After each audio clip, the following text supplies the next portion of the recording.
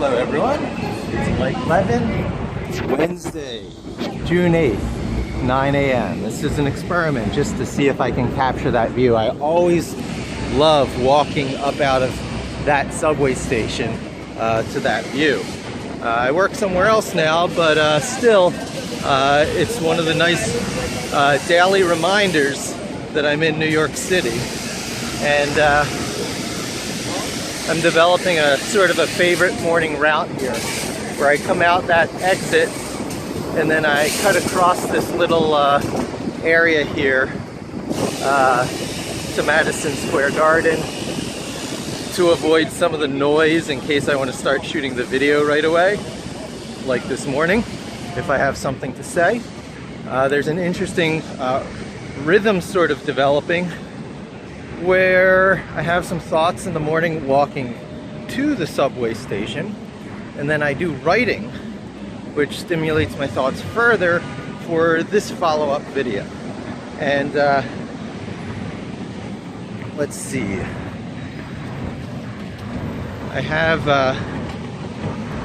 some very interesting particular thoughts to share. Oh, I won't repeat my mistake from yesterday. I actually want to continue down and go all the way to 28th Street before I turn on to any of these busy streets around, 31st, I'm at 33rd now.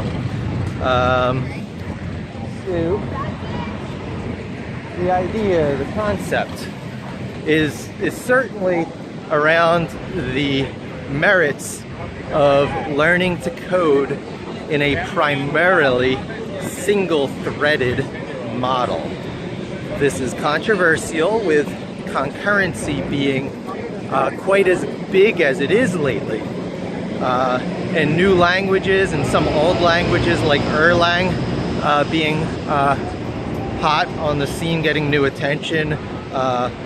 Closure is another one of them, which is a Lisp dialect. Always fun when some incarnation of Lisp becomes popular again.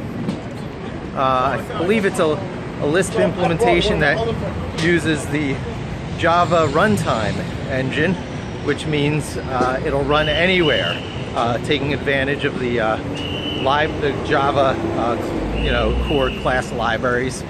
But there's other ones, of course, the Google Go language. And what all of these languages do is they adapt the core daily semantics, the way sentences are structured and ideas are expressed on an everyday basis in order to accommodate explicit concurrency. And, yay for being able to do, thousands of things simultaneously, number of cores allowing, but boo having to think in convoluted, counterintuitive terms in order to do what would otherwise be easily expressed simple daily tasks if you were to try to express it in a single-threaded model. And, there was no good answer under Python today, because Python definitely has a single-threaded bias because of the days in which it was written. Its core semantics are around single-threadedness, although there are plenty of things that are happening to allow parallelism from, the old libraries that have been around for a while, Twisted, and then Tornado that came along from Facebook. Everybody seems to use Python somewhere in their process and has created their own, framework. Python itself is a framework. They've created a sub-framework for their particular use case, their particular problems. And the Python organization itself has finally added async I/O so that they can support those endeavors. It's not designed to replace them, because just like URL-lib under Python that supports every edge case with a object-oriented,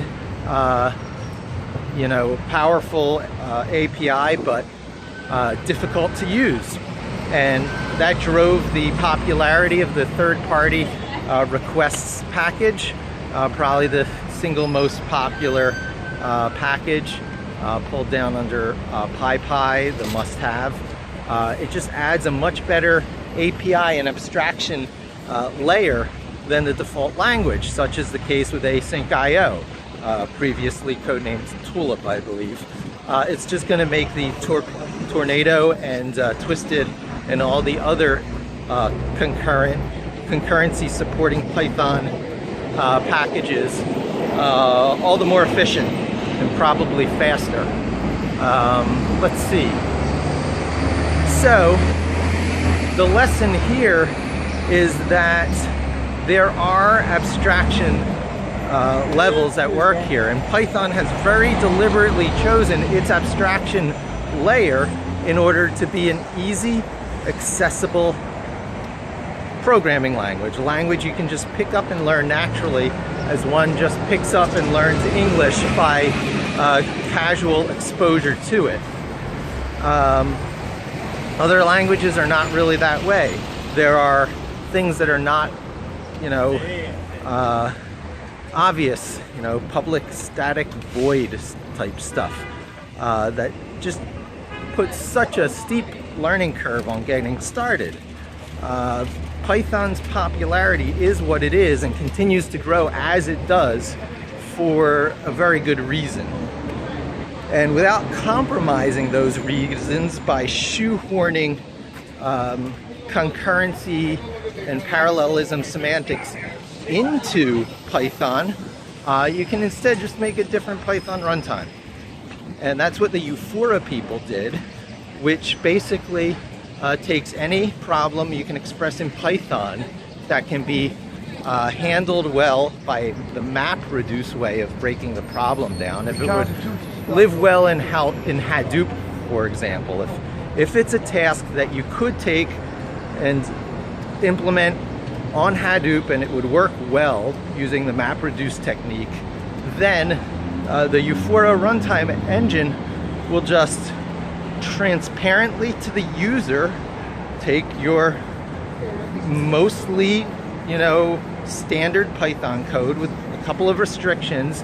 Lists have to become immutable, whereas today you can resize, add to, append, and do things directly to the list. You have to give that up, and lists would be expressed essentially as an array of predefined sized integers.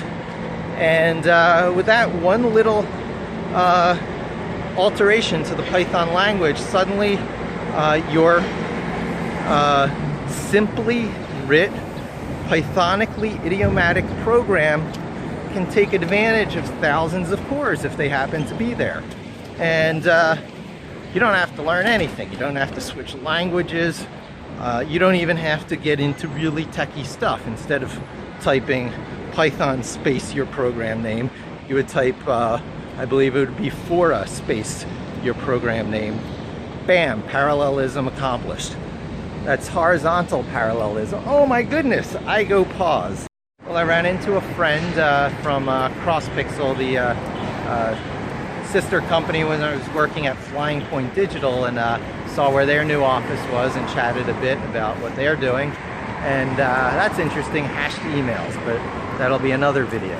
I'll have to edit these two together, which is always, I felt, been one of the weak points of being on the Android phone. I miss whatever that was on the Mac, on the iPhone, iVideo or whatever could let you edit. The Samsung platform seems to just barely be catching up on that front. But where I was at, what I was saying was, oh yes, getting the advantages of horizontal parallelism under Python by just using a different runtime. Concurrency, parallelism, solved in that regard. And of course that doesn't cut you off from all the multitudes of other parallelism approaches, which is entirely additional instances of the entire system, other nodes, such as it were, the other neurons in a neural network. Grid computing. I guess I should probably start to use less AI terms and more common what you can buy through the AWS services. So this is grid computing that I guess is one of the end games of the Linux education. So what I'm foregoing, the point of this video, is that I am foregoing explicit concurrency. When we get to that chapter in the book, I will discuss Ufora and alternative approaches to horizontal scaling and concurrency based on grid computing. And the benefit is alleviating your mind of all the stuff which, to my way of thinking, is tons of mental overhead akin to being forced to live in object-oriented notation. Because what is the mega popular request object in Python aside from sparing you having to override classes in object-oriented notation just to get, you know, a different user agent on your HTTP requests. It was really insane, the stuff you had to do, but I understood why it was that way. They had to support every little thing you might need to do. So something was built by the third-party community to, you know, accommodate for that. I don't even want to say shortcoming or oversight, but default preferential behavior of the specification language. So, Ufora is just an example of you can write slightly altered specifications for your language and have slightly different implementations. Is it still Python? Well, it's not pure Python, that's for sure. Certain APIs will be slightly different, but those APIs are slightly different as a result of standard third-party package use anyway. You know, the print function can be overridden if you want. So Python has always had this ability to self-redefine nature. So why not, you know, self-redefine in just such a way that it can support a very common, highly desired behavior, massive parallelism for MapReduce type work without giving up what everyone already loves about the language they currently use. And the fact Ufora exists, and it was the effort of what I believe is mostly one guy, which is the latest podcast on Talk Python to me, I believe episode number 60, is an example of that. And just another thing in the column of, you know, why going with Python is never a bad decision. The iron is hotter than it ever has been to jump on the Python bandwagon. So if you haven't yet, I highly encourage getting started any way you like. Jupyter Notebook is a fantastic way to do it. Linux is another way. It's now based on Python 3. The build is still a little bit long, but I have the solution to that. The pip repository is being made persistent after you do an install through the old backup technique of Tiny Core Linux, but I'll be addressing that. I have my solution to that, just a simple symbolic link. And yeah, and of course Python comes pre-installed on a ton of platforms these days, including the Mac. Easy enough to install on Windows, which you can do through the Anaconda package, which works very well hand in hand with Jupyter Notebooks, also known as IPython. And there you have it. Thanks for joining me. Hope to talk to you soon. And don't forget to subscribe.